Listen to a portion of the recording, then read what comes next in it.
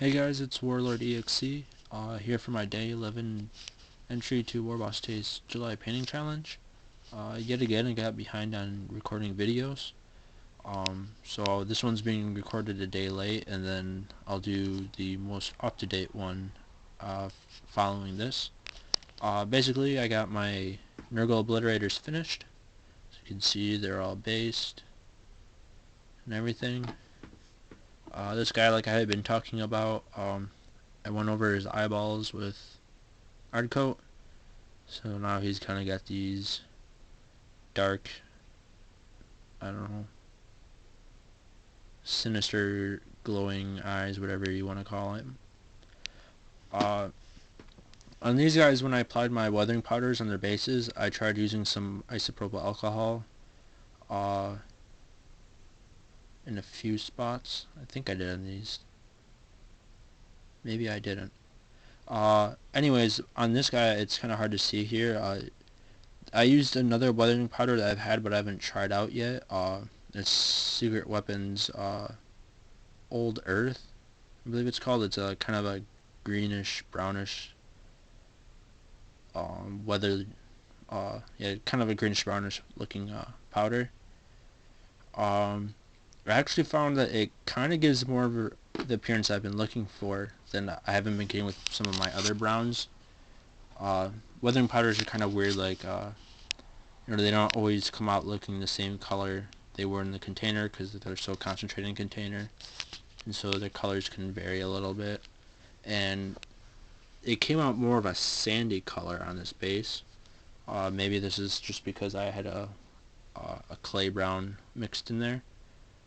But unfortunately, since my luck so far with weathering powders has been that when I varnish them, I lose quite a bit. I went a little bit heavier on the application on these guys, and quite a bit stayed behind after varnishing it, which this guy isn't so bad, but definitely this dirty patchy region in here looks kind of weird. And then I have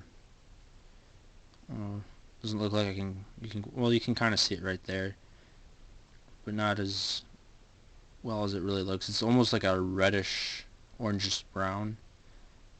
Doesn't quite look too natural in the concentration that I have it built up as, but oh well. Question of the day: if I could be part of any army I've painted, which one and who would I be? I'd probably have to go with Black Templars. And I really like the Word Bearers, but there's just something about Black Templars with their whole crusading, and they're just strict honor bound, and they're very monastic. I don't know, it really appeals to me.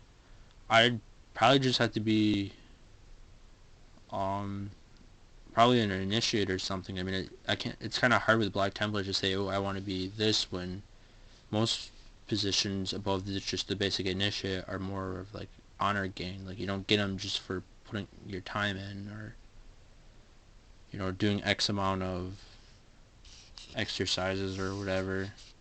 That really, it's more of just you proved yourself in battle and you earn that title, but that title can be taken from you at any time for the most part.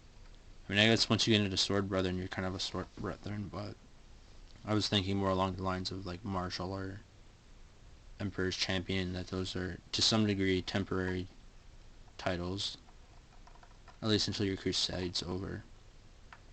Also, I just like the whole crusading badges and whatnot, how there's legions split up into all these different crusades, and so even within your chapter, you still have that that unique honor, or the brotherhood you can have with fellow Marines as being members of a previous crusade.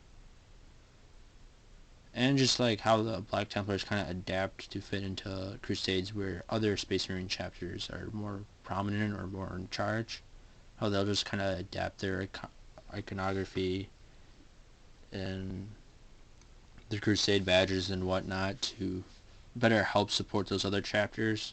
So typically, like, a Black Templar wouldn't have those squad markings like the tactical arrow or the devastator little blast thing. But if they're going to be fighting in a crusade where they're fewer number and someone like the Imperial Fists or Ultramarines or even White Scars are in charge, well, they'll use those markings to help better blend into uh, just kind of fight along the side of the other chapters that are kind of dependent on those type of tactics. So leave any comments or suggestions you have, and I'll hopefully see you in my next video.